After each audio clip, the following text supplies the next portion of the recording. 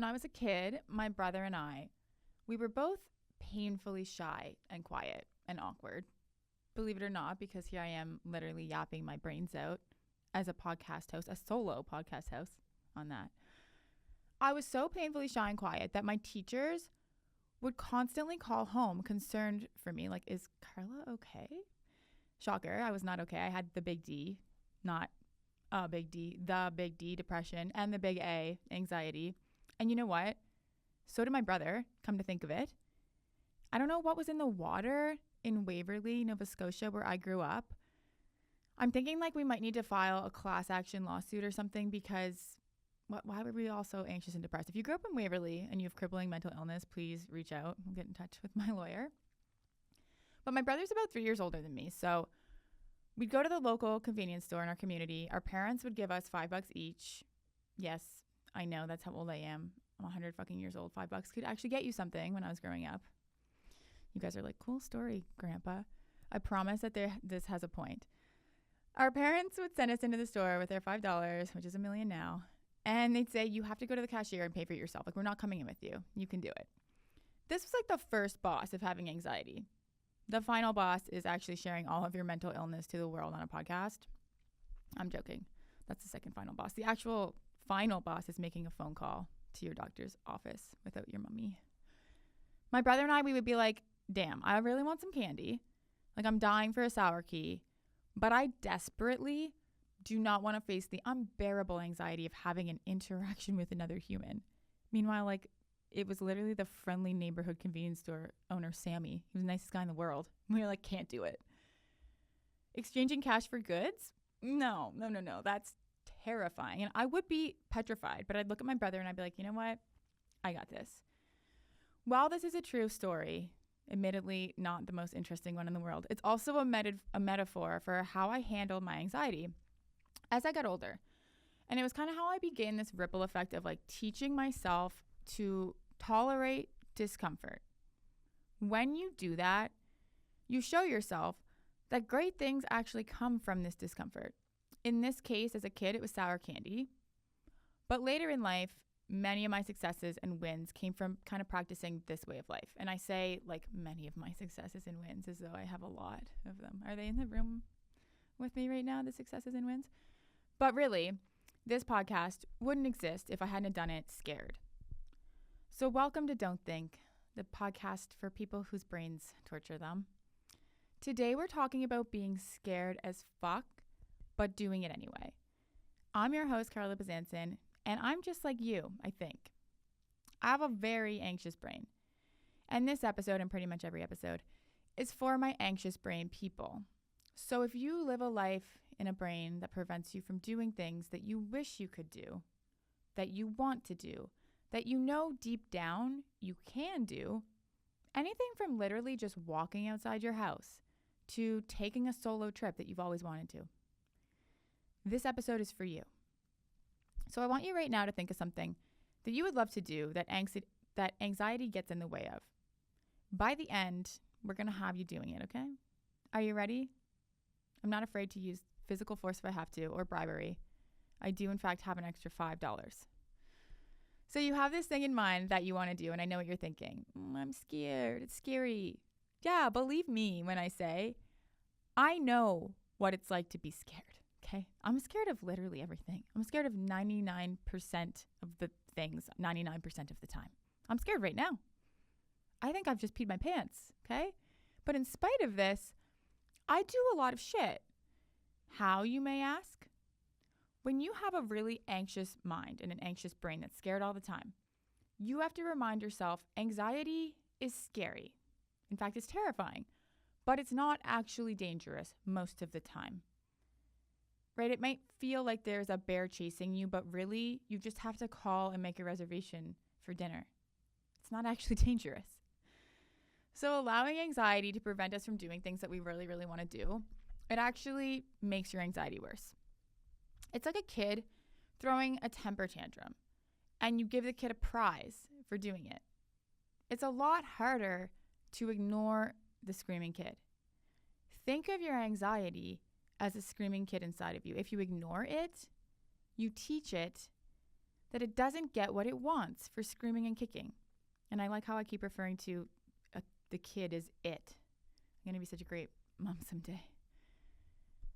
I know that this is hard. I know it's scary, and I know it feels literally impossible to break free from.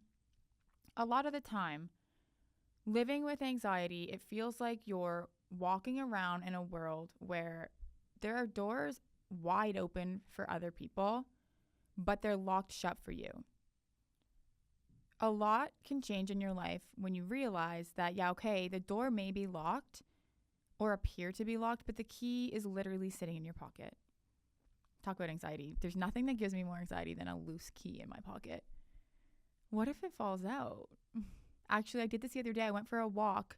I don't know who I think I am. I went for a walk and I took my loose key fob, put it in the giant pocket of my giant sweater, walked out the house carefree. I did lose the key. Gone. Still haven't replaced it. Loose key in the pocket is actually so indicative of like not having anxiety. It's like loose key energy. It's the same people who don't carry a wallet. They're just like throwing their credit card around and they're like, I lost my credit card again. I'm like, what? Again? They never know where their passport is. They're just living so carefree. But the point is that you have the key. You have anxiety. Anxiety doesn't have you. You're actually the boss in this situation. So tell it to fuck off. It being the anxiety, not your kid. Take the loose key out and use it. And put a keychain on, for the love of God, before I have an aneurysm.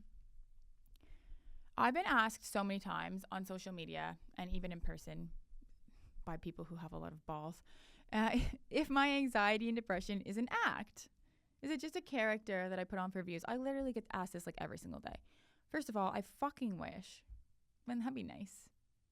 Yeah, can you imagine? Psych, got him. I'm actually extremely mentally well. It's all a big fat act. I don't have any anxiety at all. Like, what sane person would be able to come up with all of this shit? Pretending to be mentally ill for views and content, in fact, would actually, in and of itself, be indicative of mental illness. So that whole sort of idea and theory kind of collapses in on itself. But people are often surprised, shocked, to find out that I'm able to put myself out there on the internet and now a podcast in such a vulnerable way, considering the anxiety that I live with. And it's not just anxiety that I'm battling, as I assume the same for many of you. It's fear of rejection. It's imposter syndrome. It's overthinking, overanalyzing, to the point where if my brain could get blisters and like calluses from repetitive motions, it would be full of them. It would just be one big blister. I mean, I do have OCD diagnosed, so that's how bad my overthinking is. It's clinical. When I was first approached by Dear Media, actually, about starting this podcast, I thought, well, I can't. I couldn't possibly do that. It's too anxiety inducing. I don't have what it takes. I can literally barely get through the day. How could I possibly be a podcast host? But what did I do? I said yes. And that's what I've taught myself to do, is say yes, take that first step, kind of lock yourself in to a situation, sign the contract, and then be like, holy fuck, what have I done? And then figure it out later, right? Just do that one next thing. If you're too anxious to fly, that's fine. You're not flying. You're just booking a flight. No, you're not flying. You're just getting yourself to the airport. No, you're not flying. You're just getting on the plane. And that's kind of what I did. I was like, well, you're not doing a podcast. You're just agreeing to one. Then you're just signing a contract for one. And then you're just writing the episode. And then you're just kind of going to the studio. Will it be scary? Hell yeah. Will anything bad happen? Probably not. I had months and months of sleepless nights spiraling about every single negative thought that you can imagine, literally. You imagine it? Oh, I thought it into a callus on my brain. Oh, I'll get cold feet in the studio. I won't be able to do it. No one will like it. I'll have to go back to my day job. I'm going to be canceled. I'm going to have to live under the bridge. I'm still thinking about moving under the bridge. It's great this time of year. But I'm not exaggerating. These were my thoughts. And it ruined my mood for months, which is already shit. My mood is like a baseline pretty low. And then it was even lower. It was a very stressful time for me. It felt like I couldn't breathe, like there's this weight on my chest, but I just kept pushing and I kept going. What for, you might ask? I don't know. Hopefully you guys like it. But I actually think that anxiety fueled me to work even harder because I had so much self-doubt that I was like, well, I've got to do better. And I did. I worked incredibly hard. And now I'm on episode 4, and the launch was a success despite all of my absolute jangling. And I've received so many messages from you guys and reviews from you guys and positive feedback about this, how this show has already helped you feel seen and feel understood. And this is not to toot my own horn, maybe a little bit, but I'm grateful that I pushed through all of that fog and all of that doubt and fear. And I used my loose key, and I did it scared. I did it fucking petrified, but I did it. And here's the thing. Even if this podcast fails terribly, right? Or some of my anxious thoughts were right. Most of them weren't, because I did it. That's the scariest part. Not the possibility of failure. Actually doing the thing despite the possibility of failure. And I proved to myself that my anxiety doesn't get to control my life. It controls my brain. It's a prison in here. But it doesn't control my actions, and it doesn't get to control the things that I do in my life. And I can apply this to almost every aspect of my life. Okay, it's not just work, and it's not just social media. It's relationships. Leaving my long-term relationship that I was absolutely sure I couldn't do it. I was too scared. I didn't have the courage. How would I possibly live alone after being with somebody for that long? But I went through the motions of the breakup, despite that belief, despite the crippling anxiety. Moving out, getting an apartment on my own, going on a first date after being out of a 5-year relationship. I said yes to the date, right? It wasn't a date. It was just saying yes to a date. And then I went on the date, and then I figured out the rest later. Getting on a plane to go visit a new guy in a city where I didn't know anybody. Granted, that was a huge mistake. Wrong guy. Went terribly. But again, I said yes, I figured it out later, and I did it. Do I regret any of it? No, I don't regret it, because I'm living my life. I'm not sitting at home scared to do the things that I want to do and want to try. When you accept that your feelings, they're just feelings, and I don't say that to minimize it, because, you know, if I was somebody sitting here preaching this to you guys, but I didn't have anxiety, I didn't have OCD, I didn't have BPD, I didn't have depression, then it might be like, okay, shut the fuck up. I'm telling you, as somebody who lives it every day, your feelings are feelings. They're not dangerous, and they will pass. Accept that, and your life will change. When you accept that you have to face some big, bad, scary feelings for long-term gain, you teach yourself a really valuable and really important lesson. And I would not be here, sitting here sharing anything with you guys, had I not have trained myself to do it scared. Let's get into our Don't Think Deep Dive. I'm really excited about this because you guys shared a lot of things that your anxiety prevents you from doing. That was the question I asked. What's something that your anxiety prevents you from doing that you wish you could push through? So I want to hear from some of you guys. I don't necessarily have advice, but I might. You never know. I might. Okay, a lot of these are anonymous. That's okay. I understand it's scary. I actually got some that were just messages from people being like, one thing I wish I could do, send you a voice note to answer this. I'm too scared. So let's hear from Anonymous. Something my anxiety prevents me from doing that I wish I could push through is going to eat by myself at a restaurant. When I really want a meal that I just really want and nobody else can go. Yeah, that's something that I wish I could just push through. Okay, you have to do it. You literally have to do it. That's it. No, but I do think this is so empowering, because I also never thought that I could go to a restaurant and eat alone until I had a job that I kind of had to travel quite a bit for. And for whatever reason, when I was away for work, it didn't feel cringy to eat at a restaurant alone. It was like, well, I have to. I'm here on business. I'm like, check, please. I'm like on my laptop. I'm like, I'm so important. But it got me over it. And it was like, obviously I have friends. They're just not here. I'm just working. But after doing it a few times, I was like, actually, this isn't anxiety inducing. It's fine. Of course it's not anxiety inducing once you get over the hump.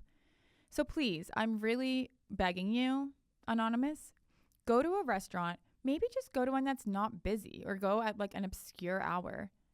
And even if it's not the most perfect restaurant that you ever wanted to go to alone, it's like an exercise. It's what do they call it? Exposure therapy. And just do it. It's going to feel so good. Just rip the Band-Aid. I'm telling you, it builds that muscle. And then the next time that anxiety prevents you from doing something even bigger that you wish you could do, you'll remember that. I promise you. Do it tonight. I don't know when tonight is. Whenever you hear this. Okay, let's listen to Anonymous. I would love to be able to fly on an airplane alone. I can fly with other people, kids, wife, family, friends, but I cannot do it alone. The thought of being up there trapped and that being it. So that's something my anxiety prevents me from doing. I have a friend who's like this, and she's always like, will you come to Toronto with me? Because I need to visit my sister, and I can't fly alone. And I'm like, wow. I mean, amazing proposal. I've never felt more wanted in my life. What am I going to do when I get there? She's like, I'll just turn around and fly back. No, but Anonymous, have you tried Ativan? I'm half joking. I'm also half serious because I always have Ativan with me when I fly. And I'm not a nervous flyer. Actually, I just really like Ativan. No, I actually I'm not terrified or scared of the plane crashing. I actually think that would be kind of a peaceful way to go. No, I'm not scared of that, but I have been stuck on the tarmac before for like 4 to 5 hours, and I'm not trying to give you more reasons to be scared to fly alone. But being stuck inside the plane, not knowing how long you're just going to be sitting there, that can kind of give me anxiety. When I say anxiety, I mean like a full-blown panic attack. So I do carry Ativan when I travel, and maybe that is something that might work for you, but I feel for you. I don't mean to sound insensitive with the do it scared, but honestly, I would implore you to book a solo flight. And like I said, don't think about the flight. Think about just booking it, right? That's the first step. Just like clicking book. Is that what you click? Book, confirm, whatever the button is.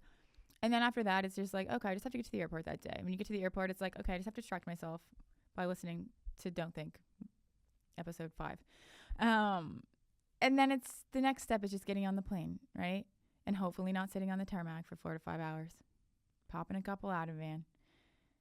How good is it going to feel when you touch down to the destination?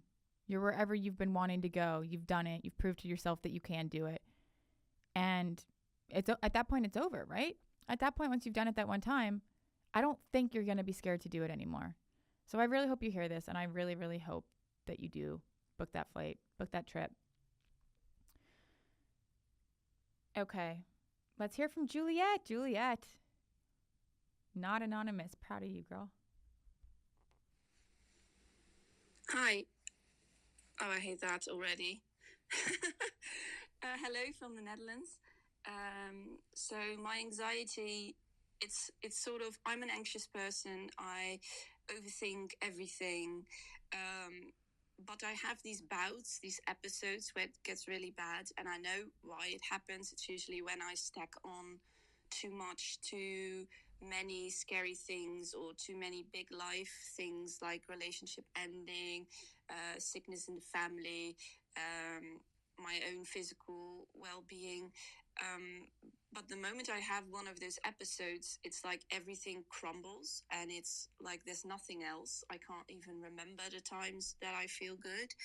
And the voice is saying, you know, the anxious voice is saying you'll never get better. It'll never work out. You'll die alone on a hill somewhere in the forest. They just don't stop. They're relentless. And it messes with my work because I'm a teacher. I can't go into a classroom when I'm so sick with anxiety. I have diarrhea, I'm nauseous, I cry a lot, I'm lightheaded. And I wish I could erase those episodes. They're sort of every few months or years, mostly years. Yeah.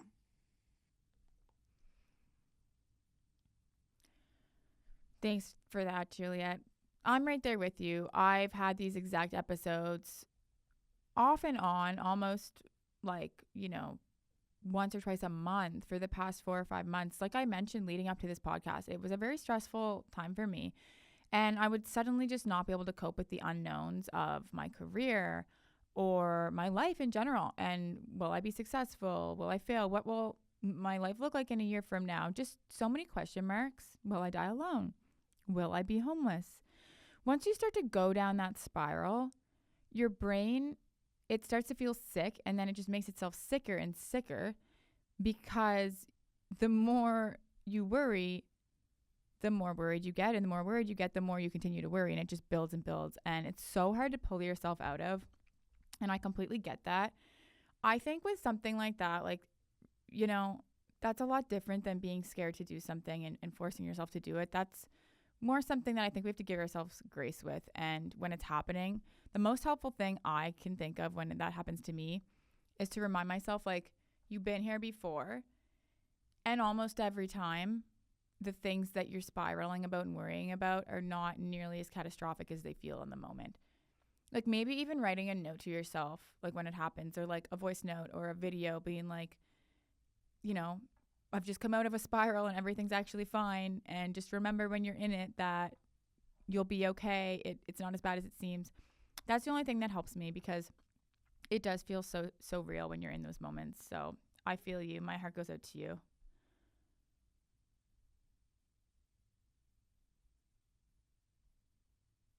Okay. This is another anonymous. Small talk when I'm facilitating a conference call at work, and there's like 5 people invited, and there's only me and one other person there so far. Like, don't they know I'm socially inept? I mean, yeah, I would argue small talk anytime, but I hated this when I worked corporate. All of the small talk in the halls, in the lunchroom, I'm like, I just want to eat. I don't want to talk to you. I don't want to talk to anybody. Let me enjoy my shitty lunch. But especially online before a meeting started. Like, I would just turn my camera off and pretend to be busy. Like, I hate having to pretend to be somebody else.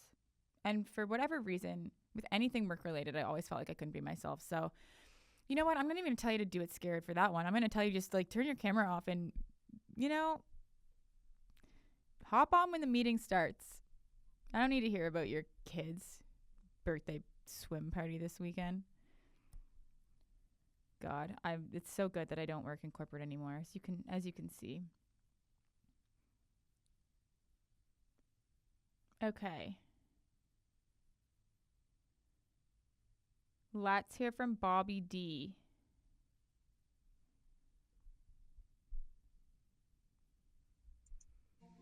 My favorite overthinker. All right, what's something my anxiety prevents me from doing that I wish I could push through? Literally, like, on my days off where I'm not working, I'm totally free to do anything I want. First of all, wake up. First of all, go anywhere. I want to go, like, to a lake, go to the beach, go to the gym. Literally, it seems impossible that I can just do that. Because it's like, I wake up, go to work. It's because I'm supposed to be there. I go with purpose. I wake up, I don't have to be somewhere. It's like, I feel like I don't belong there or something, in the sense of, I just can't get out of my own head. I don't know why it's so hard to get out of bed and go do something when you don't absolutely have to. It's like you said, if you don't have to be at work, if you don't have a commitment, it's just like, well, I'll just lay in bed all day. This is the one thing for me that my anxiety really does, like, prevent me from doing, is getting up early and taking advantage of my free time. And I'll just tell myself, well, I'm just not a morning person, so I don't need to do it. But then I lay in bed overthinking and worrying for like 2, 3, 5 hours in the morning. And when I finally get up, I'm like, wow, that did not serve me at all. I feel way worse than I would have. I'm like, I feel immediately better as soon as I get up. Why didn't I do that 3 or 4 hours ago? It just makes everything in your head feel so much worse. And if you just get up and go do the thing, and just if you can force yourself that, like, jump start, just go do it, you're gonna have a much better day for it. But sometimes it feels impossible, especially, like, I think anyone who has depression or anxiety has had an instance of bed rot, a session where you get stuck. Sometimes it's not even on the bed. Sometimes it's on the couch, and you're like, you get stuck in this cycle, this loop of, I can't get out of bed. I feel like shit. And I feel like shit because I've been in bed for too long. And it's funny because people will always be like, you really just need to get up and go outside, go for a walk. And it's the last fucking thing you want to hear. When people say that, I feel like being like, you don't get it. I'm depressed. And you really just want someone to validate that and be like, stay in bed as long as you need.